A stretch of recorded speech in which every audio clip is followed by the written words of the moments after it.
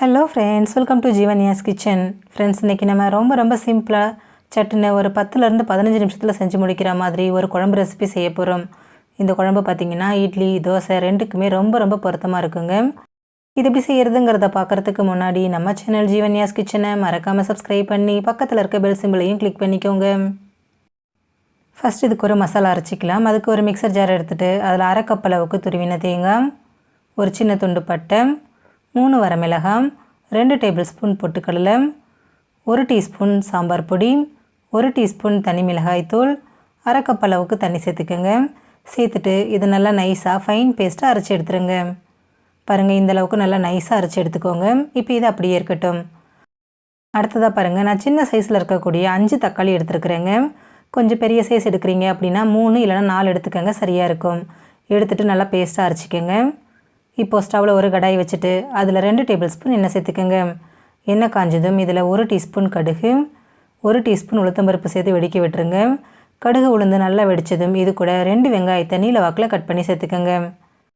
கூடவே ஒரு கொத்து கருவேப்பிலையும் சேர்த்துக்கோங்க. சேர்த்துட்டு வெங்காயம் நல்லா வேகணுங்க. வெந்து நல்லா சாஃப்டாகிற அளவுக்கு வதக்கிக்கோங்க. நிறம் மாறணும் அப்படிங்கிற அவசியம் கிடையாது.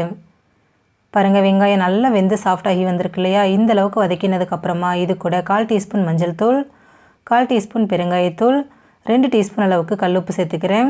கூடவே நம்ம அரைச்சி வச்சுருக்கிறோம் இல்லைங்களா தக்காளி விழுது, அதையும் சேர்த்துக்கலாம். சேர்த்துட்டு இதை நல்லா கலந்து விடுங்க.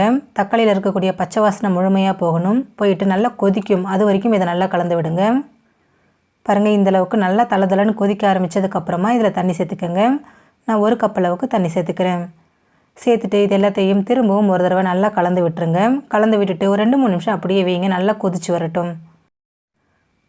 பாருங்கள், நல்லா கொதிக்க ஆரம்பிச்சிருச்சு. இந்தளவுக்கு நல்லா கொதிச்சு வரணும். அந்த பச்சை வாசனை முழுமையாக போகணும். இப்போ இதில் நம்ம அரைச்சி வச்சுருக்கிறோம் இல்லைங்களா மசாலா விழுது, அதை சேர்த்துக்கோங்க. கூடவே தேவையான அளவு தண்ணி, நான் 2 கப் அளவுக்கு தண்ணி சேர்த்துக்கிறேங்க. அடுத்ததாக இதில் கொஞ்சமாக பொடியை நறுக்கின மல்லி இலை, 1 டீஸ்பூன் வெல்லம் சேர்த்துக்கோங்க. சேர்த்துட்டு திரும்பவும் ஒரு தடவை நல்லா கலந்து விட்டுருங்க. கலந்து விட்டுட்டு ஒரு 6லேருந்து 7 நிமிஷத்துக்கு இதை நல்லா கொதிக்க விடுங்க. அந்த மசாலாவோட பச்சை வாசனை எல்லாம் முழுமையாக போயிட்டு கொஞ்சம் திக்காகி வரட்டும். பாருங்கள், ஒரு 7 நிமிஷம் போல் இருக்குது. குழம்பு நல்லா கொதிச்சு வந்திருக்கு. இது ரொம்ப கெட்டியாக இருக்கக்கூடாதுங்க. கொஞ்சம் தண்ணியாட்டம் இருந்துச்சுன்னா இட்லி தோசைக்கு ரொம்ப டேஸ்ட்டாக இருக்கும். இந்த கன்சிஸ்டன்சி நமக்கு கரெக்டாக இருக்கும். இப்போ இதில் கடைசியாக கொஞ்சமாக பொடியை நறுக்கின மல்லி இலையை சேர்த்துட்டு இதை ஒரு தடவை கலந்து விட்டுட்டு சுட சர்வ் பண்ணிக்கலாம். ரொம்ப சிம்பிளான முறையில் ஒரு குருமா ரெடி ஆகிடுச்சு. ஃப்ரெண்ட்ஸ், நீங்களும் இந்த ரெசிபியை ட்ரை பண்ணி பாருங்கள். உங்கள் ஃப்ரெண்ட்ஸ் அண்ட் ஃபேமிலி மெம்பர்ஸோட ஷேர் பண்ணுங்கள். இந்த வீடியோ உங்களுக்கு பிடிச்சிருந்தா லைக் பண்ணிக்கோங்க. நம்ம சேனல் ஜீவன்யாஸ் கிச்சனை சப்ஸ்கிரைப் பண்ணி பக்கத்தில் இருக்க பெல் சிம்பிளையும் கிளிக் பண்ணிக்கோங்க. அப்போ தான் நம்ம சேனலில் நான் போடுற வீடியோஸோட நோட்டிஃபிகேஷன்ஸ் உடனுக்குடனே உங்களுக்கு வரும். தேங்க்யூ.